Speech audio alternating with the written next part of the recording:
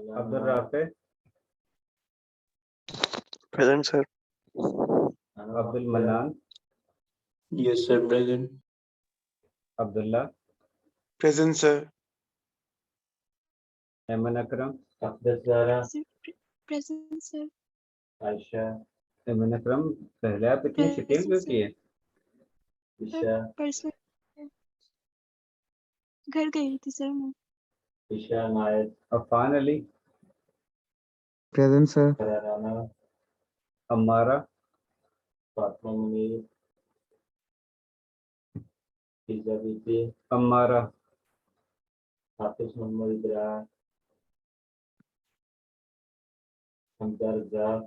Anam Afzal, Present, sir. Areej Nadeem, Present, sir. Ayesha Khan, Present, sir. Aziz Ahmed, Present, sir. Esha Tariq, Present, sir. Faiza Sultana, Present, sir. Faiza Maqsood, Present, sir. Habiba Tariq, Present, sir. Hafza Fiza, Present. Hiba Asim, Present.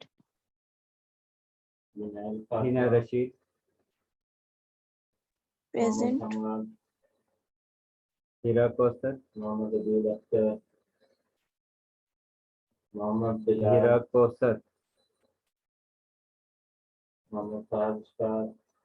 हिरा Munir, Present, sir.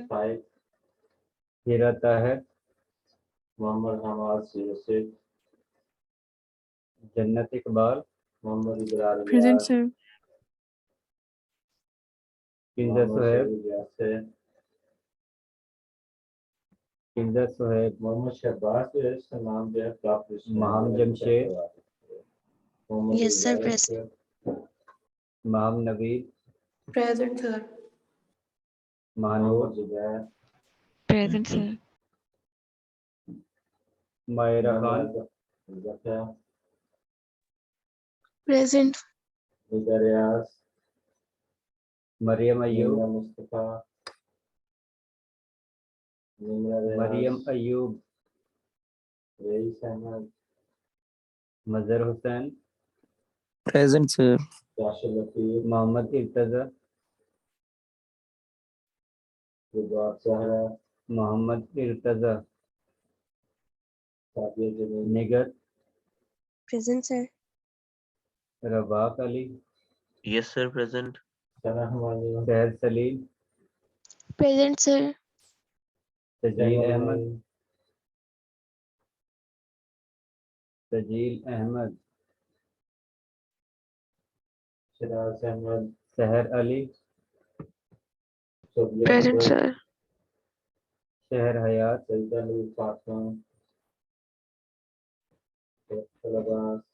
शहर हयात,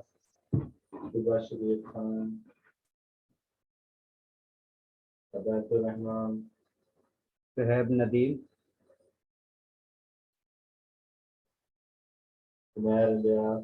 सुहैब नदीम,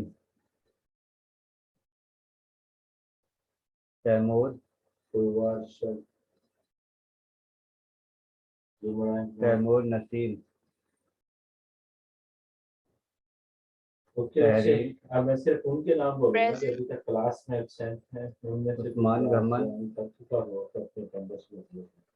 सिर्फ मैं absent student के नाम बोलूंगा, उनमें से कोई क्लास अटेंड कर चुका हो तो अटेंड जिसका नाम नहीं होगा उसमें he or she present in the class. Yes, sir. Present. Present, sir. Zaid, Aftab Khalid, Zaid Amin. Present. अब वो स्टूडेंट नाम सुनना जो अटेंडेंस से होगा तो गैर हाजिर थे, अगर प्रेजेंट है तो अटेंडेंस लगवा सकते हैं। हमारा हिरा कौसर, Yes, sir. Present. हिरा ताहिर, हाफिज मोहम्मद इब्राहिम, किंजा सुहेब, हमजा रिफात, मरियम अयूब, मोहम्मद इर्तजा, तजील अहमद, शहर हयात, Laigagar, शहब Nadeem, Otikalo, Taimur Naseem, Laigagar, Mariaslam, Muhammad Hamad 06,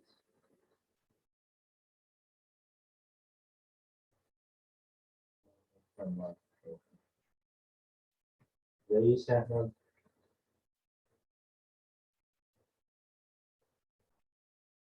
Rashid Latif,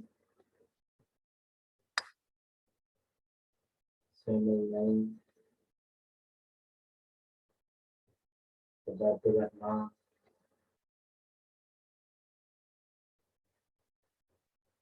okay, which is last sentence only, जो sentence उनके नाम मैं बोल रहा हूँ सदातुर रहमान अहमद रजा, सैमुल नईम राशिद लतीफ अहमद रजा, राशिद लतीफ present है आयशा रईस फारूक, अहमद Present, sir.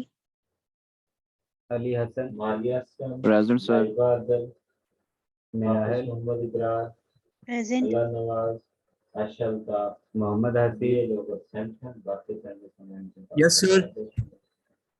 जैसे आज की मोहम्मद ये इरफान, क्लास है ना इसकी डेट जो है वो कल की डेट पे पड़ी हुई है 30 दिसंबर को आज की मोहम्मद डेट इरफान, है वो 30 दिसंबर के नाम से सेव होगी ये ध्यान में रखिएगा Rab Nawaz Dogar,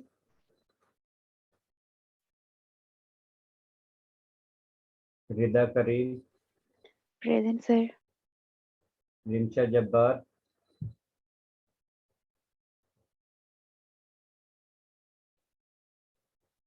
Sumbal Shafiq, Present, sir. Usman Hussain, translation हमारे पास वही थ्री ट्रांसलेशन एलिमेंट जो हम पढ़ रहे थे उसी को लेकर आगे चलेंगे मरियम हम लास्ट में दोबारा से अटेंडेंस लेंगे, उस वक्त लगा लेंगे। ठीक है। उससे भी जो हमारे पास ट्रांसलेशन एलिमेंट और नेक्स्ट क्लास में आप लोगों का क्विज होगा और क्विज का सिलेबस आप लोगों ने जो लास्ट टाइम जो आप लोगों को असाइनमेंट मिली है जिसमें आप लोगों के मोलैरिटी या डिफरेंट कंसंट्रेशन पे न्यूमेरिकल उनसे रिलेटेड क्विज का सिलेबस होगा। तो आप लोगों का न्यूमेरिकल आना है जिसमें आप लोगों के पास या तो मोलैरिटी नॉर्मेलिटी या मोलर मैथ या जिस तरह यानी कि आप लोगों का न्यूमेरिकल है वो आप लोगों ने सॉल्व करने होंगे। वो बड़ा था टाइटेनियम ऑक्साइड का टाइटेनियम ऑक्साइड क्या होता है उसकी तैयारी तो कैसे देखती थी उसके बाद उसकी प्योरिफिकेशन भी देखती थी उसकी काफी यहाँ पर हमने लास्ट में किया आज हमारे पास जो आगे है वो जो हम चैप्टर पढ़ रहे हैं वो चैप्टर नंबर 30 केमिकल काइनेटिक्स का। इससे नेक्स्ट जो टॉपिक है उसमें न्यूमेरिकल ज्यादा इन्वॉल्व है और इसको हम मजीद जो चैप्टर है बाकी चैप्टर जो है वो हम ऑन कैंपस जिस वक्त आपकी क्लासेस होंगी उस वक्त पढ़ेंगे। आज हम चैप्टर नंबर 15 को स्टार्ट करते हैं, उसके बाद चैप्टर नंबर 14 पढ़ेंगे और लास्ट में ये चैप्टर नंबर 13 जो बाकी सिलेबस रह गया है वो हम पढ़ेंगे।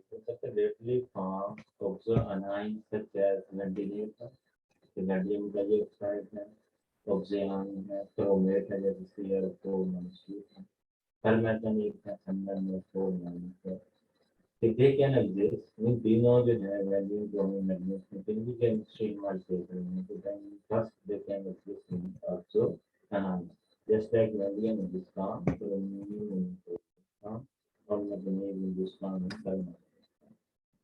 अब वो कहते हैं these species are tetrahedral ions that exist both in solution and in solid compound.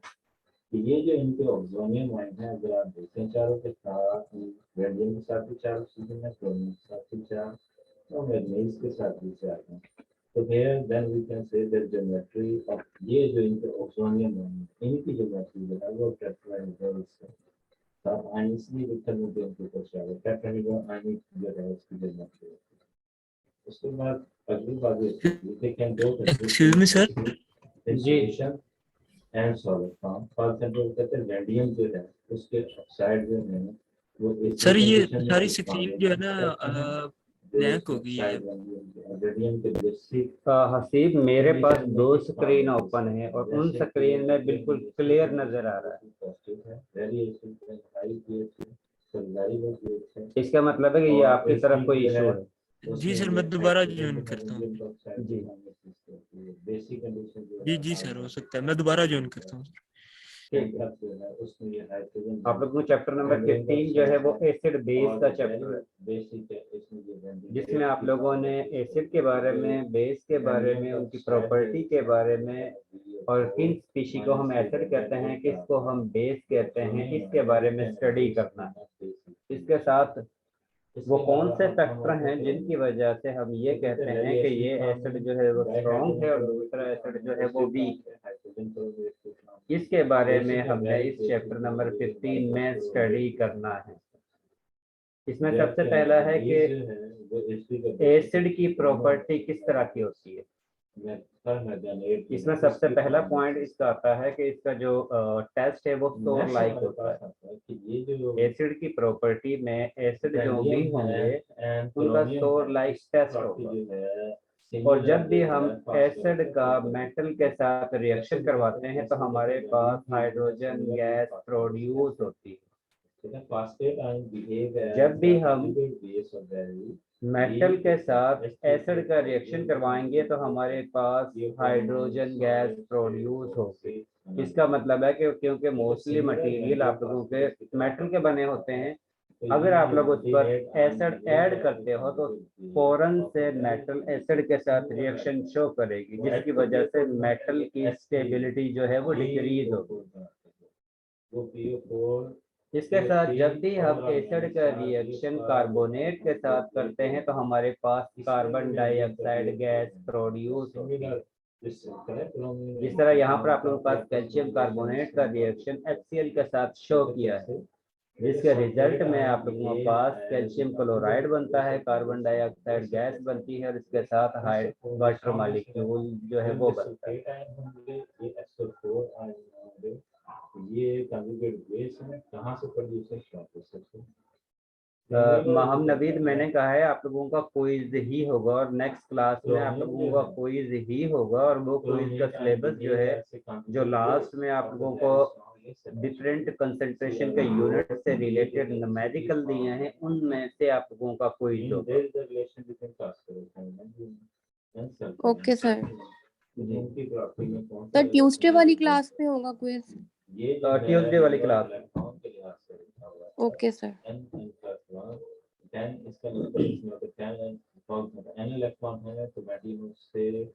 और एसिड की वजह से जब भी आप लोग एसिड को लिटमस टेस्ट के जरिए चेक करते हो तो हमेशा एसिड की प्रॉपर्टी ये होगी कि वो ब्लू लिटमस पेपर को रेड में शिफ्ट कर देता है। और जब भी एसिड का बेस के साथ रिएक्शन होगा तो आप लोगों के पास साल्ट प्रोड्यूस होगा और इसके साथ वाटर गैस, जो वाटर मॉलिक्यूल है वो बनेगा। यहाँ पर कुछ कॉमन एसिड गिवन है, क्योंकि ये आप लोगों को जो चैप्टर है वो इनऑर्गेनिक एसिड के बारे में, इसलिए हम इस चैप्टर में इनऑर्गेनिक एसिड के बारे में स्टडी करेंगे, ऑर्गेनिक एसिड के बारे में स्टडी नहीं करेंगे। ऑर्गेनिक एसिड के बारे में आप लोगों ने PC3 में स्टडी करना है। इस चैप्टर में आप लोगों ने इनऑर्गेनिक से रिलेटेड जो एसिड हैं उनके बारे में स्टडी करना है। इस पीरियोडिक टेबल में कुछ कॉमन एसिड जो आमतौर पर इस्तेमाल होते हैं इनऑर्गेनिक एसिड, उनका नाम, उनका स्ट्रक्चर, फार्मूला और उनको कहाँ पर इस्तेमाल किया जाता है, और वो एसिड स्ट्रॉन्ग हैं, वीक हैं या इंटरमीडिएट हैं, इसके बारे में गिवन है। जिस तरह सबसे पहले एसिड दिया हुआ है नाइट्रिक एसिड। नाइट्रिक एसिड का फार्मूला जो है वो HNO3 होता है और इसको हम यूज कहाँ करते हैं, हम इसको फर्टिलाइजर के तौर पर इस्तेमाल करते हैं, डाई में इस्तेमाल करते हैं, ग्लो में इस्तेमाल करते हैं, एक्सप्लोजिव में इस्तेमाल करते हैं। और जिस वक्त हम इसकी एसिडिक स्ट्रेंथ चेक करते हैं कि ये एसिड जो है वो वीक है या स्ट्रॉन्ग है या इंटरमीडिएट है, तो उस कंडीशन में ये एसिड जो है स्ट्रॉन्ग एसिड कहलाता है। यानी कि स्ट्रॉन्ग एसिड वो स्पीशी होते हैं जिनको अगर हम वाटर में ऐड करते हैं तो वो फौरन से प्रोटॉन को रिलीज कर देते हैं। इसी तरह सेकंड जो एसिड दिया हुआ है वो सल्फ्यूरिक एसिड है, उसका फार्मूला जो है वो H2SO4 है। और इसको यूज कहाँ किया जाता है? एक्सप्लोजिव्स में यूज किया जाता है, फर्टिलाइजर के तौर पर इस्तेमाल करते हैं, डाई के तौर पर, ग्लू के तौर पर, बैटरी में आप लोग इसको इस्तेमाल करते हो। आप लोगों ने इस टेबल में सिर्फ जो एसिड है उसका नाम और उसका फार्मूला जो है वो याद करना है। अब वो एसिड वीक है या स्ट्रॉन्ग है वो आप लोग इस चैप्टर के लास्ट में जो फैक्टर हैं उसकी बेस पर बता सकते हो कि जो ये एसिड जो है वो वीक है या स्ट्रॉन्ग है।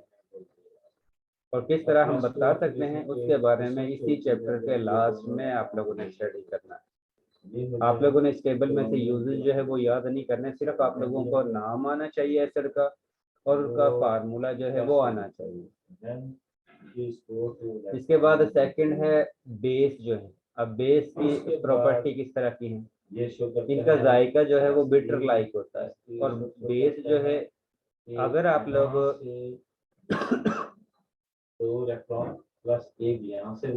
और मोस्टली बेस जो है वो पॉइजनस होती है और इनकी स्किन जो है वो स्लिपरी टाइप होती है। अगर आप लोग इस पर यानी कोई भी वजन ऐड करते हो तो उस कंडीशन में फिसलन आप लोगों के पास महसूस होगी। और जिस वक्त आप लोग इसका कलर चेक करते हो लिटमस पेपर की मदद से, तो बेस हमेशा रेड लिटमस पेपर को ब्लू में शिफ्ट करती है। और बेस का जब भी एसिड के साथ रिएक्शन होगा तो आप लोगों के पास साल्ट बनेगा और इसके साथ वाटर मॉलिक्यूल बनेगा। यहाँ पर कुछ कॉमन बेसिस जो है उनका नाम और फार्मूला और उनका कॉमन नेम जो मोस्टली इंडस्ट्री में इस्तेमाल होता है, उनके इस्तेमाल के कहाँ पर इस्तेमाल करते हैं और इसके साथ उनकी स्ट्रेंथ जो है वो दी हुई है। आप लोगों ने इस टेबल में से कंपाउंड यानी कि बेस का नाम याद करना है, कॉमन नेम याद करना है और उसके साथ इसका फार्मूला याद करना है। इसके अलावा बाकी चीजें आप लोगों ने इसमें से याद नहीं करनी। इसके बाद है डिफरेंट थ्योरी हैं जो कहती हैं कि आप लोगों का एसिड किस तरह का होता है या बेस की हम किसको कहते हैं। इसमें सबसे पहली जो फेमस थ्योरी है वो आर्हेनियस थ्योरी। इसके मुताबिक हर वो स्पीशी जो वाटर के अंदर OH नेगेटिव आयन प्रोड्यूस करती है उसको हम बेस कहते हैं। आर्हेनियस ये कहता है कि जब भी आप लोग किसी भी स्पीशी को वाटर के अंदर ऐड करते हो और उसके ऐड करने की वजह से वाटर में OH नेगेटिव आयन प्रोड्यूस होता है तो हम उस स्पीशी को बेस कहेंगे। जिस तरह अगर आप लोग सोडियम हाइड्रोक्साइड को वाटर के अंदर ऐड करते हो तो वाटर के अंदर आप लोगों के पास सोडियम आयन प्रोड्यूस होता है और इसके साथ OH नेगेटिव आयन प्रोड्यूस होगा। अब इस स्पीशी की वजह से OH नेगेटिव आयन वाटर में प्रोड्यूस हो रहा है तो इस वजह से हम इसको बेस का नाम देते हैं। और वो स्पीशी जिसको अगर हम वाटर में ऐड करते हैं तो ऐड करने पर आप लोगों के पास वाटर में H+ आयन प्रोड्यूस होता है तो उसको हम एसिड कहते हैं।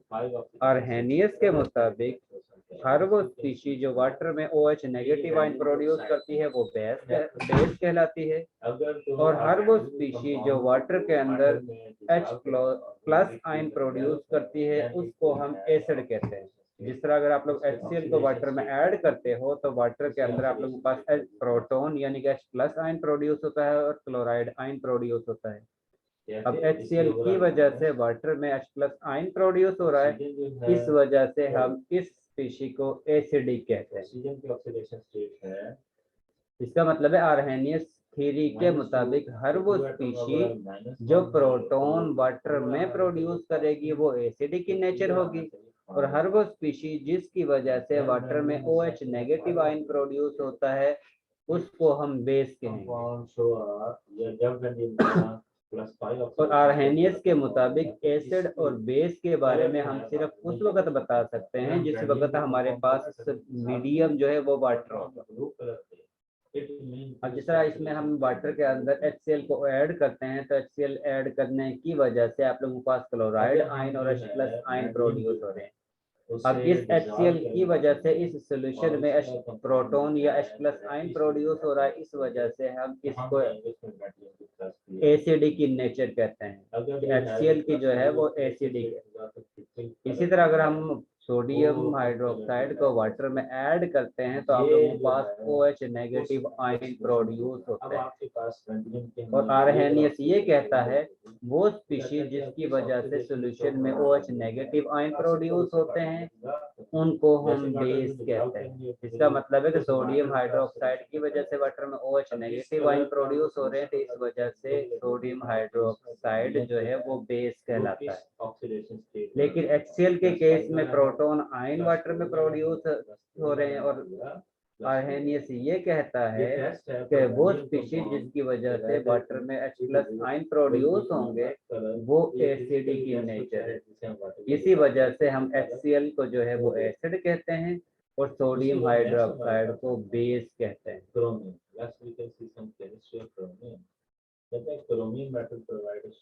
इसके साथ आर्हेनियस की थ्योरी में कुछ ड्रॉबैक्स भी हैं, क्योंकि हर चीज हर जगह पर परफेक्टली एप्लीकेबल नहीं होती।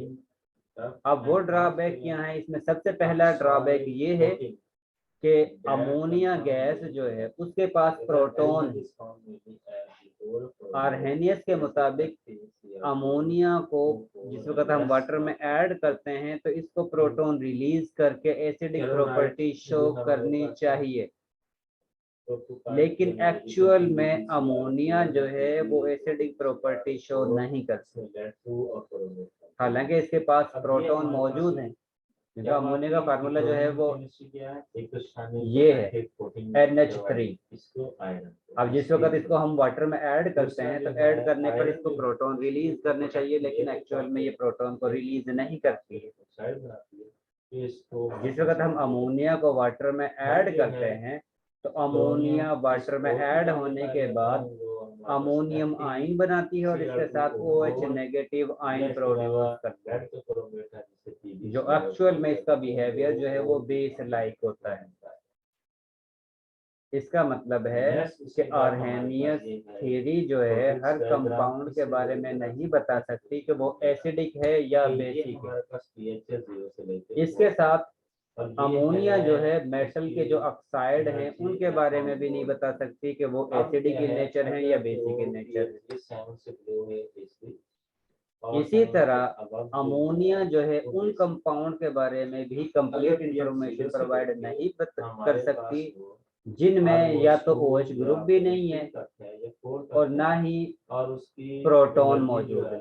जिस तरह कार्बन डाइऑक्साइड गैस जो है इसके बारे में वो नहीं बता सकती कि carbon dioxide gas acidic in nature है या बेसिक इन नेचर है, क्योंकि कार्बन डाइऑक्साइड के पास ना ही प्रोटॉन है और ना ही इसके बाद OH नेगेटिव आयन है। इसका मतलब है कि ये ना ही प्रोटॉन को प्रोड्यूस कर सकता है ना ही ये OH नेगेटिव आयन को प्रोड्यूस कर सकता है।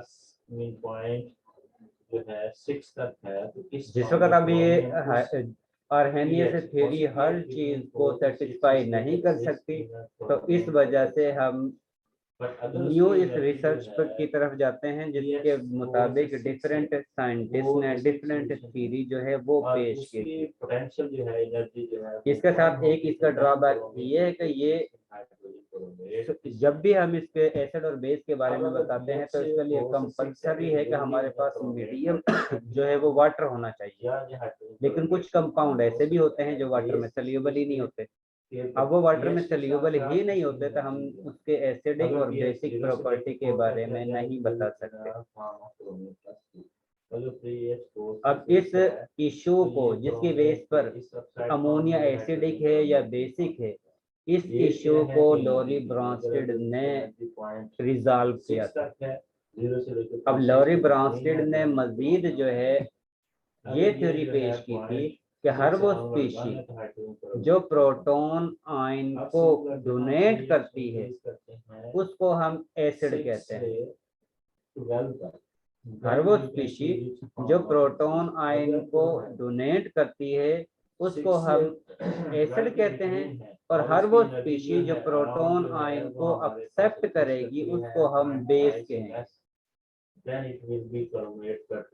हर वो स्पीशीज जो प्रोटॉन को रिलीज करेगी वो एसिडिक इन नेचर कहलाएगी, और हर वो स्पीशीज जो प्रोटॉन को एक्सेप्ट करेगी उसको हम बेस कहेंगे। इसका मतलब है कि यहाँ पर एक सिंपल एग्जांपल दी हुई है जिसमें आप लोगों के पास ये स्पीशी है जिसमें ए कोई भी सब्स्टिट्यूएंट है और उसके साथ हाइड्रोजन अटैच है। ये आप लोगों के पास दूसरी स्पीशी है। जिस वक्त हम इन दोनों का रिएक्शन करवाएंगे तो ये स्पीशी जो है वो प्रोटॉन को एक्सेप्ट करेगी और ये स्पीशी जो है वो प्रोटॉन को रिलीज करेगी। अब लोरी ब्रांस्टेड के मुताबिक जो स्पीशी प्रोटॉन को रिलीज कर रही है वो एसिडिक है और जो प्रोटॉन को एक्सेप्ट कर रही है वो बेस है। इसका मतलब है ये वाली स्पीशी जो है वो एसिड है क्योंकि ये प्रोटॉन को रिलीज कर रही है, और ये स्पीशी प्रोटॉन को एक्सेप्ट कर रही है, इसलिए हम इसको बेस का नाम देते हैं। लोरी ब्रांस्टेड के मुताबिक हर वो स्पीशी जो प्रोटॉन को रिलीज करती है उसको हम एसिड कहेंगे और हर वो स्पीशी जो प्रोटॉन को एक्सेप्ट करेगी उसको हम बेस कहेंगे। ये फोबिक्स डायग्राम है, ठीक है। जो क्रोमेट का किसी भी सिचुएशन में एक्सिस्ट फॉर्म को बताते हैं।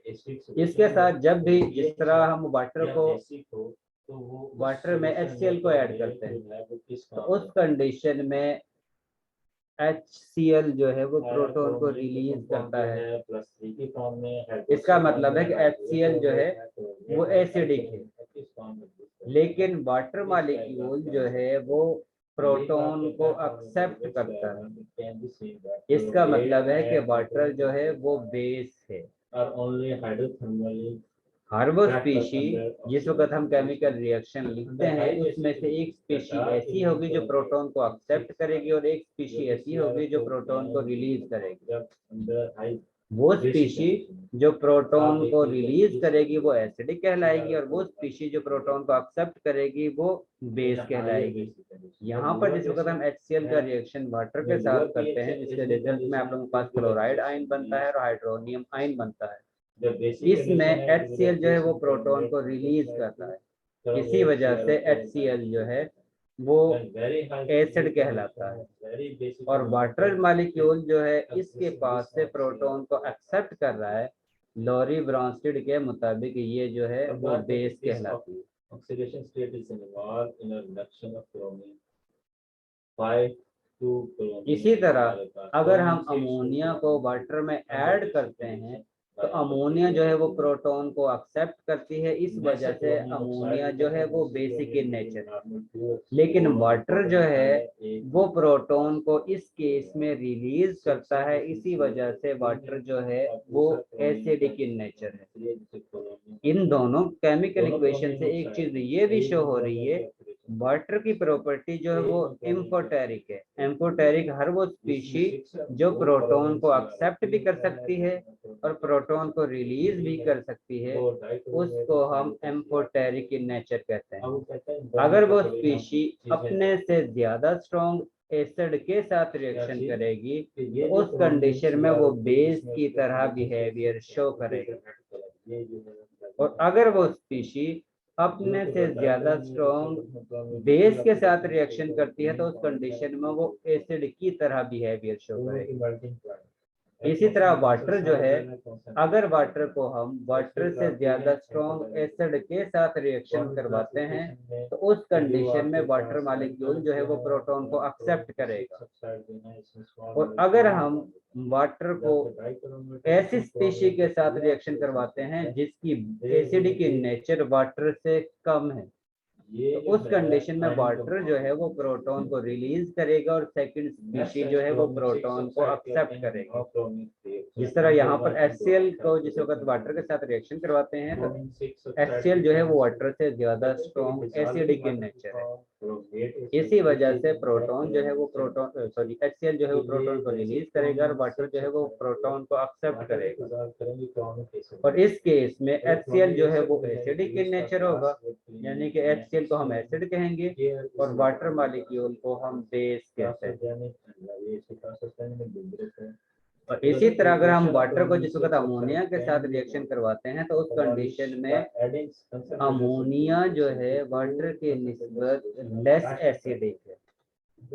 इस वजह से एक वाटर मॉलिक्यूल जो है वो प्रोटॉन को रिलीज करेगा और लॉरी ब्रांसटेड के मुताबिक हर वो स्पीशीज जो प्रोटॉन को रिलीज करती है उसको हम एसिड कहते हैं और हर वो स्पीशीज जो प्रोटॉन को एक्सेप्ट करती है उसको हम बेस कहते हैं। अब इन दोनों रिएक्शन में वाटर जो है वो एक साइड पर एसिडिक के तौर पर एक्ट कर रहा है और दूसरी साइड पर बेस के तौर पर एक्ट कर रहा है। ऐसी स्पीशीज जिसमें एसिडिक प्रॉपर्टी भी हो और बेस लाइक प्रॉपर्टी भी हो उसको हम एम्फोटेरिक सब्सटेंस कहते हैं। जब भी हम रिएक्शन करवाएंगे तो उस कंडीशन में आप लोगों के पास एक स्पीशीज जो है वो एसिडिक होगी, दूसरी स्पीशीज जो है वो बेस होगी। लॉरी ब्रांसटेड ये कहता है कि जो स्पीशी प्रोटॉन को रिलीज करती है, रिलीज करने के बाद वो कॉन्जुगेट बेस में कन्वर्ट हो जाती है। कॉन्जुगेट बेस क्यों कहते हैं? क्योंकि उसमें ये एबिलिटी होती है कि वो प्रोटॉन को एक्सेप्ट कर सकती है। अब इनिशियली ये वाली स्पीशी जो है वो एसिडिक इन नेचर है क्योंकि वो प्रोटॉन को रिलीज करती है, इस वजह से इसको हम कहते हैं एसिड। लेकिन प्रोटॉन को रिलीज करने के बाद ये वाली स्पीशी जो है वो कॉन्जुगेट बेस में कन्वर्ट हो जाती है। अब बेस हम इसको इस वजह से कहते हैं क्योंकि अगर हम इस रिएक्शन को रिवर्स करवाते हैं तो उस कंडीशन में ये वाली स्पीशी जो है वो इसके पास से प्रोटॉन को एक्सेप्ट करेगी और उसके मुताबिक ये जिस वक्त रिवर्स रिएक्शन में प्रोटॉन को एक्सेप्ट करेगी तो इसका मतलब है कि ये बेस की तरह प्रॉपर्टी शो करेगी, यानी कि उस कंडीशन में ये प्रोटॉन को एक्सेप्ट करेगी। और वो वाली स्पीशीज जो रिएक्टेंट के तौर पर जिस वक्त रिएक्शन किया था उस कंडीशन में बेस तो प्रोटॉन को एक्सेप्ट करने के बाद ये वाली स्पीशीज जो है वो कॉन्जुगेट एसिड में तब्दील हो जाती है क्योंकि ये प्रोटॉन को एक्सेप्ट करने के बाद प्रोटॉन को रिलीज करने की भी एबिलिटी रखती है। इसी वजह से हम कहते हैं कि वो स्पीशीज जो रिएक्शन से पहले एसिड थी वो रिएक्शन के बाद कॉन्जुगेट बेस में कन्वर्ट होगी और वो स्पीशीज जो रिएक्शन से पहले बेस थी वो रिएक्शन के बाद कॉन्जुगेट एसिड में कन्वर्ट होगी। जी ये चीज क्लियर है? यहाँ तक अगर किसी को कोई कंफ्यूजन है तो वो आप लोग पूछ सकते हो।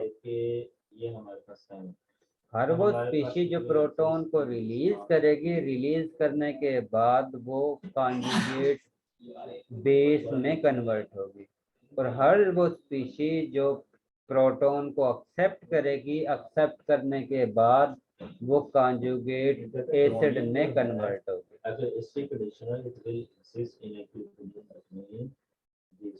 ये चीज क्लियर है? यानी सर जो कहते हैं बेसिस होते हैं वो कंजुगेट एसिड होते हैं और जो एसिड होते हैं वो कंजुगेट बेस होते हैं। कंजुगेट बेस होंगे जी।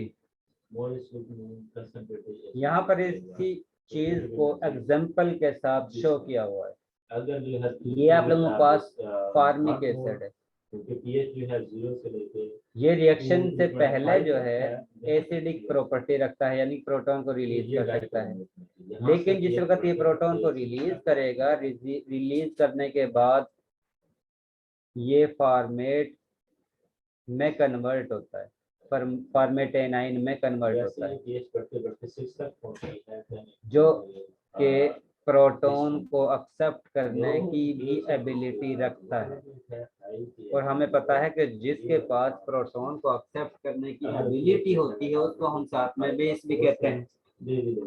और क्योंकि ये स्पीशी इससे प्रोड्यूस हुई है इसी वजह से हम इसको कॉन्जुगेट बेस कहते हैं। और इस एरो को जिसके जरिए हम इसका मतलब ये है एसिड और कॉन्जुगेट बेस को कंबाइन करके लिखते हैं उसको हम कॉन्जुगेट एसिड बेस पेयर कहते हैं। इसी तरह इस रिएक्शन में वाटर जो है वो प्रोटॉन को एक्सेप्ट कर रहा है, इसी वजह से इनिशियली वाटर मॉलिक्यूल जो है वो बेस के तौर पर एक्ट कर रहा है, लेकिन प्रोटॉन को एक्सेप्ट करने के बाद ये कॉन्जुगेट एसिड में कन्वर्ट हो जाता है। और इस एरो के जरिए जिसमें हम एसिड और कॉन्जुगेट बेस को कंबाइन करके लिखते हैं, इसको हम कॉन्जुगेट एसिड बेस पेयर कहते हैं। ठीक है, ये चीज क्लियर है। कॉन्जुगेट एसिड बेस पेयर में हम रिएक्टेंट स्पीशी में जो एसिड है और प्रोडक्ट स्पीशी में जो कॉन्जुगेट बेस है, दोनों को कंबाइन करके लिखने को हम कॉन्जुगेट एसिड बेस पेयर कहते हैं। इसी तरह रिएक्टेंट स्पीशी में जो बेस है उससे जो कॉन्जुगेट एसिड प्रोड्यूस हुआ है, उन दोनों के कंबाइन लिखने को या एरो से इंडिकेट करने को हम कॉन्जुगेट एसिड बेस पेयर कहते हैं। ये है कि ये चीज क्लियर है। अंदर न्यूट्रल और alkyne condition, neutral alkyne condition में मुझे देखिए यस सर। यहाँ पर आप लोगों के पास एक रिएक्शन हो रहा है जिसमें आप लोग अमोनिया का वाटर के साथ रिएक्शन करवाते हैं, जिसके रिजल्ट में आप लोगों के पास OH नेगेटिव आयन प्रोड्यूस होता है और इसके साथ अमोनिया आयन प्रोड्यूस होता है। अब वाटर जो है वो प्रोटॉन को रिलीज कर रहा है और रिलीज करने के बाद ये OH नेगेटिव आयन में कन्वर्ट हो रहा है। तो इसका कॉन्जुगेट एसिड बेस पेयर जो है वो water molecule OH negative ion दोनों जो हैं वो कॉन्जुगेट एसिड बेस पेयर कहलाएगा। इसी तरह अगर आप लोग अमोनिया और अमोनियम आयन को कंबाइन करके लिखते हो, उस कंडीशन में इन दोनों का पेयर जो है वो कॉन्जुगेट एसिड बेस पेयर कहलाएगा। वो स्पीशीज जो प्रोटॉन को एक्सेप्ट करने से पहले है, उसी को एक्सेप्ट करने के बाद जो फॉर्म बनती है, उन दोनों को कंबाइन लिखने के प्रोसेस को हम कॉन्जुगेट एसिड बेस पेयर कहते हैं। ये चीज क्लियर है। उसके बाद हमारे पास यहाँ पर कुछ एग्जाम्पल है जिसमें आप लोगों ने आइडेंटिफाई करके बताना है क्या कौन से एसिडिक स्पीशी है, कौन सी बेसिक स्पीशी है और कौन सी कॉन्जुगेट एसिड है, कौन सी कॉन्जुगेट बेस है। जिससे मैं पूछूंगा सिर्फ उसने ही आंसर देना है। Transition metal chromate half the Fiza. then the compound is usually yellow such as black जी सर। जी, क्या इसमें से कौन सी एसिडिक स्पीशी है, कौन सी बेसिक स्पीशी है, इन दोनों में से। have result in its use for yellow eye।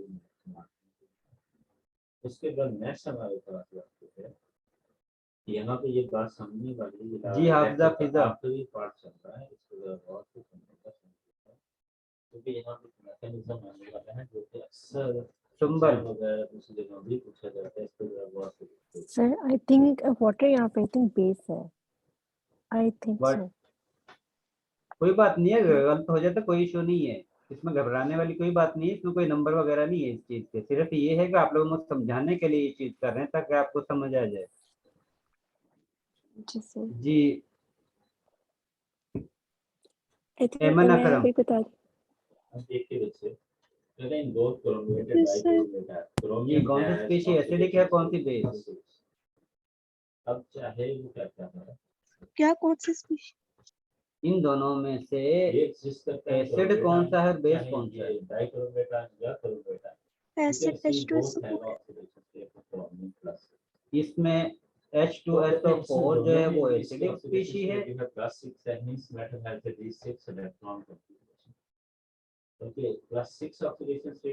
और वाटर जो है वो बेसिक है। इसकी ऑक्सीडेशन स्टेट B0 इसके बाद अब्दुल मन्नान। क्योंकि ये B4 है तो +6 तभी होगा जब Yes, sir. अब ये स्पीशी जो है वो इसमें कन्वर्ट हुआ है, इसको हम क्या कहते हैं। ये Sir, second में conjugate जो base. क्योंकि एसिड जो है प्रोटॉन को रिलीज करने के बाद कॉन्जुगेट बेस में कन्वर्ट होता है और जो बेस है वो प्रोटॉन को एक्सेप्ट करने के बाद कॉन्जुगेट एसिड में कन्वर्ट होता है।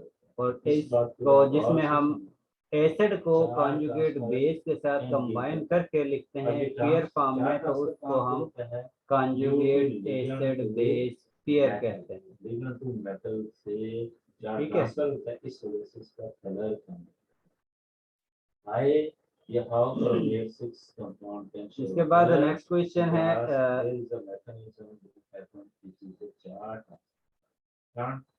आयशा आयशा खान। ये हम अभी एक्सप्लेन करते हैं कैसे। Yes, sir. जी, ये आपके सामने एक केमिकल रिएक्शन दिया हुआ है, आपने ये बताना है कि इसमें से एसिडिक स्पीशी कौन सी है, बेसिक स्पीशी कौन सी है, कॉन्जुगेट एसिड कौन सी है, कॉन्जुगेट बेस कौन सी है। सर वाटर जो है वो बेस है और जो HCO है। आयशा, ये डायरेक्ट हम नहीं बताते हैं क्योंकि हमने जो प्रोडक्ट बना है उसके साथ कंपेयर करके चेक करते हैं कि किस स्पीशी ने प्रोटॉन को एक्सेप्ट किया है और किस स्पीशी ने प्रोटॉन को रिलीज किया। अगर हम डायरेक्ट हम इस तरह नहीं बता सकते। जी, मरियम अयूब। एक ये है मरियम अयूब। चार ट्रांसफर कौन सा मैकेनिज्म है? Ligand to metal transfer. दूसरा metal to ligand transfer. Yes sir. वो कैसे? जी मरियम, इन दोनों में ये केमिकल रिएक्शन जो लिखा हुआ है इसमें कौन सी एसिडिक स्पीशी है, कौन सी बेसिक है, किसको हम कॉन्जुगेट एसिड कहेंगे, किसको कॉन्जुगेट बेस कहेंगे। अब ये देखिए बच्चे, पहला हमारे पास चार ट्रांसफर, ये है लिगेंड टू मेटल। वो जो है वो एसिड है और जो H2O है वो बेस है। और तो कहते हैं कि ये है कोई भी मेटल आयन जिसके बीच अनकोऑर्डिनेटेड। ये जो ये वो इसका कॉन्जुगेट बेस में है और जो दूसरा है H2O वो कॉन्जुगेट एसिड। अब जब उस मेटल में अनकोऑर्डिनेटेड थी इसके बीच सर यहाँ पे वाटर ने अपना H आयन प्रोड्यूस किया है, रिलीज किया है, तो सर यहाँ पे जो वाटर है वो एसिडिक इन नेचर नहीं होगा इस इक्वेशन में? क्योंकि इस रिएक्शन में वाटर ने प्रोटॉन को रिलीज किया है और लॉरी ब्रांस्टेड के मुताबिक वो स्पीशी जो प्रोटॉन को रिलीज करती है उसको हम एसिडिक कहते हैं। अब हमें पता किस तरह चला इसने प्रोटॉन को रिलीज किया है या नहीं किया, वो हम इसके प्रोडक्ट से चेक करते हैं क्योंकि इसका प्रोडक्ट जो है वो ये बना है। उस सूरत में अब इसमें प्रोटॉन ज्यादा हुए हैं या कम हुए हैं उससे हम बता सकते हैं कि इसने प्रोटॉन को रिलीज किया है या एक्सेप्ट किया। तमाम के तमाम वाटर अब प्रोटॉन को तो हम आसानी से काउंट कर सकते हैं ना। अब इसमें हाइड्रोजन कितने हैं? 2। अब प्रोडक्ट में हाइड्रोजन कितने हैं? 1 है। अब इसका मतलब है कि 1 कम हो गया तो इसने प्रोटॉन को रिलीज किया है। इसी तरह हम प्रोटॉन को इसके प्रोटॉन को कंपेयर करते हैं जो इसका प्रोडक्ट बना है उससे कि प्रोटॉन किस साइड पर ज्यादा है किस साइड पर कम। अब इधर जिस वक्त चेक करते हैं तो इस कंडीशन में इसके पास सिर्फ 1 हाइड्रोजन, लेकिन प्रोडक्ट में इसके पास 2 हाइड्रोजन। अब इसका मतलब है कि पहले इसके पास 1 प्रोटॉन था, उसके बाद इसने वाटर के पास 1 प्रोटॉन हासिल किया है, तब जाकर ये H2CO3 में कन्वर्ट हुआ है। इसका मतलब है कि इसने प्रोटॉन को एक्सेप्ट किया है और इसने प्रोटॉन को रिलीज किया है। इसी वजह से इस केमिकल रिएक्शन में वाटर जो है वो एसिडिक स्पीशी है क्योंकि ये प्रोटॉन को रिलीज कर रही है। जिसे हम कहते हैं मेटल टू लिगेंड। और HCO3 नेगेटिव जो है वो बेसिक स्पीशी है क्योंकि ये प्रोटॉन को एक्सेप्ट कर रहा है। ठीक है, इस तरह आप लोगों ने कंपेयर करके तब बताना है कि एसिडिक स्पीशी कौन सी है और बेसिक स्पीशी कौन सी है। अब नंबर ऑफ प्रोटॉन को तो काउंट कर सकते हो ना कि इसमें 2 हैं इसमें 1 है। अब प्रोटॉन कम हुए हैं या ज्यादा हुए हैं वो आप लोग काउंटिंग कर सकते हो। इसी तरह ये इसमें भी चेक कर सकते हैं कोई इसमें प्रोटॉन ज्यादा है या इसमें प्रोटॉन ज्यादा है, इलेक्ट्रॉन दोनों की तरफ काउंट होंगे। कि इसने प्रोटॉन को गेन किया है या प्रोटॉन को रिलीज किया है। बस उसको आप लोगों ने काउंट करके ये बताना है किसने गेन किया है किसने रिलीज किया है। जो प्रोटॉन को एक्सेप्ट करेगी वो बेसिक स्पीशी कहलाएगी और जो प्रोटॉन को रिलीज करेगी वो एसिडिक स्पीशी कहलाएगी। ये काम तो कर सकते हो ना, या मुश्किल है? यस सर, कर सकते हैं सर। ठीक है, इस तरह आप लोगों ने बताना है कौन सी स्पीशी जो है वो एसिडिक होगी और कौन सी बेसिक होगी। और हर वो स्पीशी जो प्रोटॉन को एक्सेप्ट करेगी, एक्सेप्ट करने के बाद वो कॉन्जुगेट एसिड में कन्वर्ट हो जाएगी। और वो स्पीशी जो प्रोटॉन को रिलीज करेगी, रिलीज करने के बाद वो कॉन्जुगेट बेस में कन्वर्ट हो जाएगी।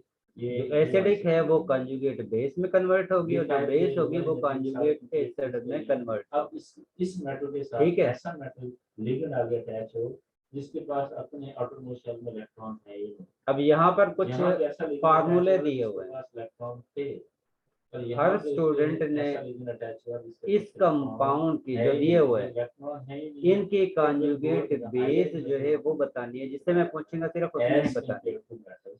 तो फिर इस सूरत में जी महानूर फारूक, उसके साथ कोऑर्डिनेशन कॉम्प्लेक्स बनाएगा। जब वो Yes, complex sir. बनाएगा, इस वाटर के conjugate base sorry conjugate acid क्या होगा? लिगेंड को ट्रांसफर करेगा। सर और फिर वाटर में कॉन्जुगेट एसिड जो होगा वो OH होगा, वो डोनेट करेगा देखिए अपना कॉन्जुगेट एसिड वो स्पीशी होती है जो प्रोटॉन को एक्सेप्ट करने के बाद बनती है। H3O प्लस होगा फिर, सॉरी। ठीक है, कॉन्जुगेट एसिड हर वो स्पीशी होगी जो प्रोटॉन को एक्सेप्ट करने के बाद बनेगी और कॉन्जुगेट बेस वो स्पीशी होगी जो प्रोटॉन को रिलीज करने के बाद बनती है। ये किस वजह से बना? Electron transfer. ठीक है, यस सर। ऐसे मैकेनिज्म तो वाटर जो है प्रोटॉन को एक्सेप्ट करने के बाद H2O से किस फॉर्म में कन्वर्ट होगा? अब H3O प्लस में एक्सेप्ट ठीक है, बिल्कुल ठीक है। इसके बाद अरीजनदीन, अब एक्सप्लेन करेंगे। There is two types of charge transfer, one is a ligand to metal, Areej Nadeem. उन दोनों जी के सर। जो डायग्राम जी अमोनिया जो है वो किस फॉर्म में कॉन्जुगेट ये पढ़ा था। एसिड की फॉर्म में किस तरह लिखते हैं? पहले हमने क्या पढ़ा था? हमने ये जो पढ़ा है कि जो हमारे पास क्रोमेट आयन है उनका जो कलर कम अमोनिया के ये जो कलर आया है वो किस वजह से आता है? Due to charge transfer. Areej मैंने अभी एक बात बताई है, क्रोमेट के चाहे वो कहता है क्रोमेट 6 है, चाहे क्योंकि वो कि जब भी हम कॉन्जुगेट एसिड लिखेंगे इसका मतलब है कि हमने उसमें एक प्रोटॉन को ऐड करके फिर लिखना है। जी सर। कलर तो जिस वक्त हम इसमें एक प्रोटॉन ऐड करेंगे तो उस कंडीशन में नंबर ऑफ प्रोटॉन कितने होंगे इसमें? चार्ज ट्रांसफर कैसे होता है? इसमें लिगेंड टू मेटल जो है वो चार्ज ट्रांसफर सर NH4 हो जाएगा यहाँ पे मेटल और साथ में प्लस चार्ज भी आएगा। ठीक है, पर यहाँ पे लिगेंड जो है इसी तरह इसमें अगर हम लिगेंड से अहमद रजा, तो ओवरऑल अगर इसका चार्ज निकालेंगे वो सेम ही रहेगा, चाहे अहमद रजा। Overall same. बहरहाल वो कहते हैं इस तरह ये जो कलर आता है इसका। जी सर। जी ये बताएं कि इसका कॉन्जुगेट एसिड क्या होगा? सर ये H कैसे रिलीज करेगा इसके नहीं मैंने तो नहीं कहा कि ये रिलीज करेगा। अब ये जो electron transfer sir CO3 colour जो है वो 1 हो जाएगा। ये जो हमारे पास मैंने कहा कॉन्जुगेट एसिड में हमेशा हम एक प्रोटॉन को ऐड करके ही लिखेंगे, कभी भी माइनस करके नहीं लिखेंगे। अब ट्रांजिशन की टाइप्स आप पढ़ चुके हैं। वैसे कॉन्जुगेट एसिड जो है वो HCO3 नेगेटिव 1 होगी। एक्सक्यूज मी सर, जी N25 स्टार। ये जो आप हाइड्रोजन ला रहे हैं मतलब प्रोटॉन ला रहे हैं, एक ये कहाँ से आ रहा है? ये जो आप लोगों ने केमिकल रिएक्शन पढ़ी थी ये वाली, जिसमें आप लोग एक स्पीशी को दूसरे के साथ रिएक्शन करवाते हो, उसके रिजल्ट में आप लोगों के पास जो कॉन्जुगेट एसिड और कॉन्जुगेट बेस बनी हुई है, नहीं इस सर, इक्वेशन आपने आगे जो एग्जांपल्स दी हैं उसके अंदर तो दूसरी कोई स्पीशी नहीं है, सिर्फ एक ही स्पीशी दी हुई है आपने। उसमें साथ में मतलब ये आप पूछा हुआ है अगर ये स्पीशी है तो इसके बाद इसमें सॉरी अगर ये स्पीशी है, अगर इसके बाद हम इसमें प्रोटॉन ऐड करते हैं तो जिसके प्रोटॉन ऐड करने के बाद जो फॉर्म बनती है वो आपने बतानी है। Okay okay. Excuse me sir, जी सर ये जो तीसरा आपने बताया हुआ है इसके अंदर क्या कहते हैं, जो ऊपर नेगेटिव साइन है इससे कोई फर्क पड़ता है? जैसे इसका थर्ड वाले का -2 है ना, तो इसके अंदर हम लोग एक ही हाइड्रोजन ऐड करेंगे कंजुगेट एसिड के लिए? सभी में एक ही प्रोटॉन ऐड करेंगे, सभी में। जिस तरह ये दिया हुआ है ना, वाटर जो है इसमें एक प्रोटॉन ऐड किया, इसके साथ ये प्रोटॉन की क्वांटिटी या हाइड्रोजन की क्वांटिटी जो है वो 3 हो गई है और प्रोटॉन की वजह से इस पर एक प्लस चार्ज आ गया। अमोनिया में एक प्रोटॉन ऐड किया तो हाइड्रोजन की क्वांटिटी 4 हो गई है, लेकिन प्रोटॉन पर पॉजिटिव चार्ज होता है, उसकी वजह से इस पर पॉजिटिव चार्ज आ गया। इसी तरह इस वक्त इसमें जिस वक्त प्रोटॉन ऐड करेंगे तो उस कंडीशन में एक हाइड्रोजन ऐड कर दिया है, लेकिन एक प्रोटॉन का प्लस चार्ज आएगा। अब एक प्रोटॉन का प्लस चार्ज एक नेगेटिव चार्ज से कैंसिल आउट हो जाएगा, बाकी एक नेगेटिव आयन जो है वो बाकी बच जाएगा, उसको हम साथ में लिख देते हैं। इसी तरह इसमें जिस वक्त प्रोटॉन को ऐड करेंगे तो इसमें हाइड्रोजन की क्वांटिटी जो है वो 3 हो जाएगी और प्रोटॉन का प्लस चार्ज जो है वो इस नेगेटिव चार्ज से कैंसिल आउट हो जाएगा और आप लोगों के पास ये कॉन्जुगेट एसिड फॉर्म बन जाएगी। इसी तरह यहाँ पर आप लोगों के पास कुछ एग्जांपल दी हुई हैं जिसमें आप लोगों ने कॉन्जुगेट बेस फॉर्म इनकी लिखनी है। कॉन्जुगेट बेस फॉर्म यानी कि जिस वक्त ये प्रोटॉन को रिलीज करते हैं, रिलीज करने के बाद जिस फॉर्म में कन्वर्ट होंगे वो आप लोगों ने साथ में इसकी लिखनी है। ये बेस करता है ठीक है, मेटल एटम। अगर आपकी मेटल एटम ऐसी है जिसमें डी में इलेक्ट्रॉन से, इसके बाद नेक्स्ट पॉइंट है कि हम एसिड और बेस की स्ट्रेंथ को किस तरह मेजर करते हैं। किस तरह हम कह सकते हैं कि ये जो है वो स्ट्रॉन्ग एसिड है, ये जो है वो वीक एसिड है, और किस तरह हमें पता चलता है कि ये वीक एसिड है या स्ट्रॉन्ग एसिड। की तरफ से शिफ्ट नहीं होंगे, उसके कंपाउंड हमेशा टर्बुलेंस नजर आएंगे आपको। ऐसे जिनमें ये शिफ्टिंग होगी उनमें आपको कलर कंपाउंड। और हेनियस कहता है कि जब भी आप लोगों के पास एसिड स्ट्रॉन्ग होगा तो उस कंडीशन में हमेशा आप लोगों के पास उसकी कॉन्जुगेट बेस जो बनेगी वो वीक बनेगी। यानी कि ये जो आप लोगों के पास स्ट्रॉन्ग एसिड है, जब भी ये प्रोटॉन को रिलीज करेगा, रिलीज करने के बाद ये वीक बेस में कन्वर्ट होगा, और जिस वक्त बेस प्रोटॉन को एक्सेप्ट करती है, अगर वो स्ट्रॉन्ग बेस है तो उस कंडीशन में वो वीक एसिड में कन्वर्ट होगी। या ये भी कह सकते हो अगर स्ट्रॉन्ग एसिड है तो उसकी वीक कॉन्जुगेट बेस बनेगी, अगर वीक एसिड है तो उसके स्ट्रॉन्ग कॉन्जुगेट बेस बनती है। इसी तरह अगर आप लोगों के पास स्ट्रॉन्ग बेस है तो उसके वीक कॉन्जुगेट एसिड बनेगा, और अगर आप लोगों के पास वीक बेस है तो उस कंडीशन में आप लोगों के पास उसका स्ट्रॉन्ग कॉन्जुगेट एसिड बनेगा।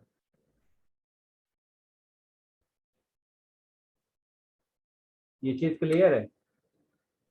सर ये क्या कहते हैं, प्रोटॉन डोनेट करने वाला सिस्टम तो आर्हीनियस में था ही नहीं, तो इसने ये सॉरी, स्ट्रेंथ कैसे बताई है?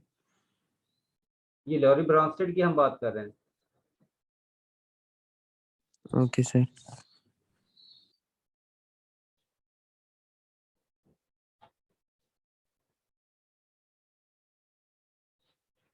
से मैंने आपको सेंड कर दी है। हर वो स्पीशीज जिसको अगर आप लोग ऐड करते हो, ऐड करने पर वो फौरन से अगर प्रोटॉन आयन को रिलीज कर देता है, प्रोटॉन को डोनेट कर देता है, उसको हम स्ट्रॉन्ग एसिड कहते हैं। अगर आप लोग एसिडिक स्पीशी को वाटर में ऐड करते हो, ऐड करने पर वो जितने भी उसके पास प्रोटॉन मौजूद हैं वो उनको टोटल को रिलीज कर देता है, तो उसको हम ये कहेंगे कि ये स्ट्रॉन्ग एसिड है। जिस तरह आप लोग पढ़ते हो ना स्ट्रॉन्ग इलेक्ट्रोलाइट और वीक इलेक्ट्रोलाइट।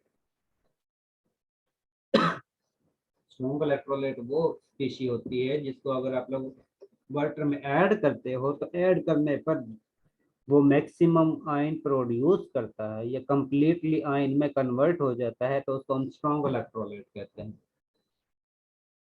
यहाँ पर अगर आप लोग एसिड को वाटर में ऐड करते हो और वो एसिड जो है वो कंप्लीटली आयन में कन्वर्ट हो जाता है, तो उसको हम स्ट्रॉन्ग एसिड कहेंगे। इसी तरह वो बेस जिसको अगर हम वाटर में ऐड करते हैं और ऐड करने पर वो कंप्लीटली आयन में कन्वर्ट हो जाती है, तो उसको हम स्ट्रॉन्ग बेस कहेंगे। और वो एसिड जिसको हम वाटर में ऐड करते हैं और उसकी वजह से वो कंप्लीटली आयन में कन्वर्ट नहीं होता, कुछ जो है आयन में कन्वर्ट हो जाता है, कुछ जो है वो न्यूट्रल फॉर्म में मौजूद रहता है, तो ऐसे एसिड को हम वीक एसिड कहते हैं। जिस तरह HCl को वाटर में ऐड करते हो तो HCl जो है वो फौरन से H+ आयन और क्लोराइड आयन में कंप्लीटली तौर पर आयोनाइज हो जाता है। इस वजह से हम HCl को जो है वो स्ट्रॉन्ग एसिड कहते हैं। इसी तरह अगर आप लोग एसिटिक एसिड या एसिटिक एसिड को वाटर में ऐड करते हो तो एसिटिक एसिड टोटल आयन को प्रोटॉन को रिलीज नहीं करता है। इसी तरह HF को अगर आप लोग वाटर में ऐड करते हो तो वो भी टोटल प्रोटॉन को रिलीज नहीं करता है, और वो स्पीशीज जो टोटल प्रोटॉन को रिलीज नहीं करती उसको हम वीक एसिड कहते हैं। जिस तरह अगर आप लोग इस HCl को सॉरी HF को ऐड करोगे वाटर में तो ये कुछ आयन को तो प्रोड्यूस करेगा, लेकिन बाकी जो है वो न्यूट्रल फॉर्म में यानी कि HF की फॉर्म में ही सॉल्यूशन में मौजूद रहेगा। उसके अलावा अब ये कंप्लीटली आयन में कन्वर्ट नहीं होता है, तो ऐसे एसिड को हम वीक एसिड कहते हैं, क्योंकि इसके पास प्रोटॉन की अमाउंट तो ज्यादा है लेकिन वो टोटल प्रोटॉन को वाटर में लिबरेट नहीं कर रहे, रिलीज नहीं कर रहे। इसी वजह से ऐसे एसिड को हम वीक एसिड कहते हैं। यहाँ तक अगर किसी को कोई कंफ्यूजन है तो वो आप लोग पूछ सकते हैं।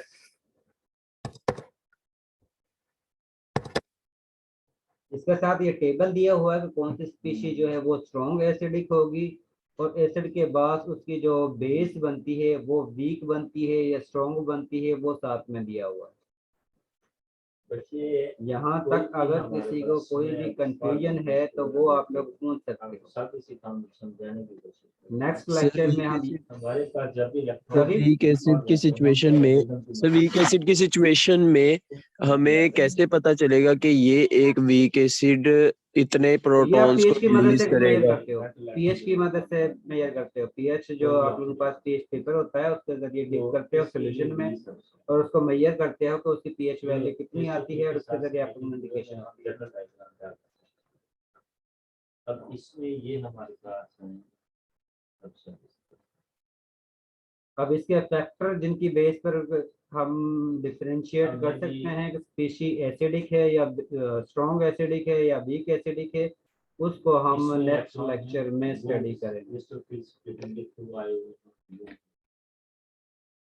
ठीक है, अब तीन नीचे हो गए, दो ऊपर चल रहे हैं, लोअर हायर, ये दो जो थे हायर एम्प्टी। अब कोई लिगेंड आता है, फॉर एग्जांपल हमारे पास लिगेंड है तो इसके साथ और नेक्स्ट क्लास में आप लोगों का ये चैप्टर जो है वो कंप्लीट हो जाएगा। और नेक्स्ट क्लास में आप लोगों का क्विज भी है और क्विज का सिलेबस जो आप लोगों को असाइनमेंट मिली हुई है उनसे रिलेटेड आप लोगों का क्विज होना है। जी, अब हम अटेंडेंस लेते हैं। या ये हो सकता है जी सर, आपने लास्ट क्लास में क्विज लेना था जिसमें आपने नहीं लिया था, आपने कहा था असाइनमेंट देंगे, तो वो नहीं होगा? नहीं, वो हम ऑन कैंपस ही लेंगे। Okay sir. अब ऐसी सूरत में अब लीगन क्या करेगा, ये अपने लैपटॉप पे इसमें इधर से प्रिंट का मतलब क्या, कोऑर्डिनेट करवा रहा है, शेयर करवा रहा है, अपने पास नहीं होगा। अब यहाँ पे ये इलेक्ट्रॉन शेयर किस तरह से हो रहे हैं, वजन से ही संकेत हो रहे हैं। अब मेटल के साथ ये रिंशा जब्बार है, के साथ भी करोगे तो प्रॉब्लम उस्मान हुसैन। अब यहाँ पे ये जो चार्ज ट्रांसफर किसकी तरफ से हो रहा है, रिंशा जब्बार और उस्मान हुसैन आज की क्लास में एब्सेंट है। और उस्मान हुसैन सिमिलर टू ऐसा मेटल है और ठीक उसके है, पास उस्मान आपकी लीवर अटेंडेंस हो गई है। तो P orbital and two section से अब मेटल मोहम्मद इरफान है, इधर से इलेक्ट्रॉन पे इसे नवाज लोगर, ट्रांसफर कर और इस तरह रिंशा जब्बार। अब क्योंकि यहाँ पे ये शेयरिंग हो रही है, शेयरिंग में हमारे पास यही है कि for example they are in lower energy, they are on electron. इसके बाद एन सेक्शन से जो स्टूडेंट अटेंडेंस के वक्त गैर हाजिर थे, अगर वो प्रेजेंट है तो अटेंडेंस लगवा सकते हैं। अब हमारा एनर्जी एब्जॉर्ब की कितना भी इसमें अपने इलेक्ट्रॉन और उस्मान ये रहता है यूवी विजिबल रीजन जो है उसमें एनर्जी जी। उस्मान हुसैन आपकी अटेंडेंस हो गई है। जी सर, ट्रांजिशन का मतलब ये ठीक है सर, शुक्रिया। ये रहता है अब ये जो ट्रांजिशन किंजा सुहैब और यूवी एब्जॉर्ब हुई थी इस वजह से मरियम अय्यूब। ये प्रेजेंट। साइटेड फॉर्म में भी है, वाइट भी ओके, मरियम अय्यूब आपकी अटेंडेंस हो गई है। ये दोनों मोहम्मद इर्तजा, इस वजह से इसमें एक्साइटेशन वाला फिनोमेना फिर होता है, ट्रांजिशन होती रहती है। सजील अहमद, प्रेजेंट। सजील अहमद आपकी भी अटेंडेंस हो गई है। शहर हयात, सुहैब नदीम, और किसी का कोई question? Taimur Naseem. Present sir. Taimur आपकी भी अटेंडेंस हो गई है। आज की क्लास में एन सेक्शन से सुहैब नदीम जो है वो एब्सेंट है, शहर हयात एब्सेंट है, मोहम्मद इर्तजा एब्सेंट है, किंजा सुहैब एब्सेंट है और हीरा ताहिर जो है वो एब्सेंट है। और इसके साथ अम्मारा जो है वो एब्सेंट है। जब फॉर एग्जांपल अभी नेक्स्ट वीक में हमारी क्लास अरेंज होगी, उस नेक्स्ट क्लास में माइट बी इन कैंपस, उसके लिए आप अपनी नेक्स्ट क्लास में असाइनमेंट अभी जमा करानी है, टाइम पर क्या रखिएगा बच्चे। अल्लाह हाफ़िज़।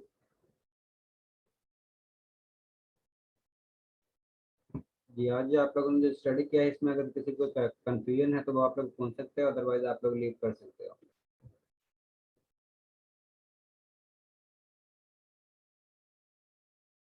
अल्लाह हाफिज़। अल्लाह हाफिज़ सर। अल्लाह हाफिज़।